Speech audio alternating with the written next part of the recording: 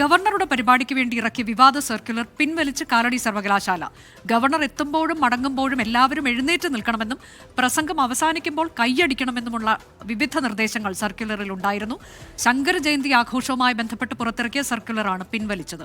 ആൻമരിയ സണ്ണി വിവരങ്ങളുമായി. ആൻമരിയ, നമ്മൾ ഇതിനു മുൻപ് കേൾക്കാത്ത രീതിയിലുള്ള ചില നിർദ്ദേശങ്ങളൊക്കെ ആയിരുന്നു. അത് പൂർണ്ണമായും പിൻവലിച്ചിരിക്കുകയാണോ?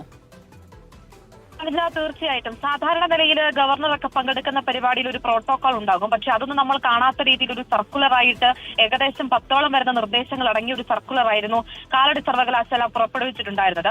ഈ 2026 ശങ്കര ജയന്തി ആഘോഷങ്ങളുടെ ഭാഗമായിട്ട് ഏപ്രിൽ 21 രാവിലെ 10:30 ഗവർണർക്ക് കാലടി സർവകലാശാലയിൽ പരിപാടിയുള്ളത്. ഇതിനോടനുബന്ധിച്ചാണ് ഈ പ്രോട്ടോകോൾ അടങ്ങിയിട്ടുണ്ടാകുന്ന ഒരു സർക്കുലർ അവർ പുറത്തുവിടുകയും ചെയ്തത്. അതിൽ ഏകദേശം 10ഓളം കാര്യങ്ങളുണ്ട്. അതിൽ ചില കാര്യങ്ങൾ ഇങ്ങനെയായിരുന്നു: ഗവർണർ എത്തുമ്പോഴും മടങ്ങുമ്പോഴും എല്ലാവരും എഴുന്നേറ്റ് നിന്ന് കൈകളടിക്കണം. അദ്ദേഹത്തിന്റെ പ്രസംഗം അവസാനിച്ചു കഴിയുമ്പോൾ ഒരു നിയന്ത്രിതമായിട്ടുള്ള രീതിയിൽ കയ്യടികൾ ഉണ്ടാകണം. പ്രസംഗം അവസാനിച്ച് ഗവർണർ ഹാളിൽ നിന്ന് പുറത്തു പോകുന്നത് വരെ മറ്റാരും ഹാളിൽ നിന്ന് പുറത്തു പോവുകയോ അനാവശ്യ ചലനങ്ങൾ ഹാളിൽ ഉണ്ടാകാനോ പാടില്ല.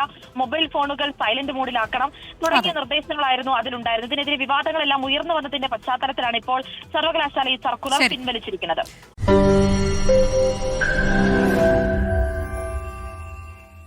ലോകത്തെവിടെയായാലും ഏത് സമയത്തും 24 വാർത്തകളും ഓഗ്മെന്റഡ് റിയാലിറ്റി പാക്കേജുകളും എക്സ്പ്ലെയിനറുകളും വിശദമായി കാണാൻ ഞങ്ങളുടെ യൂട്യൂബ് ചാനൽ നിങ്ങൾക്ക് സബ്സ്ക്രൈബ് ചെയ്യാം.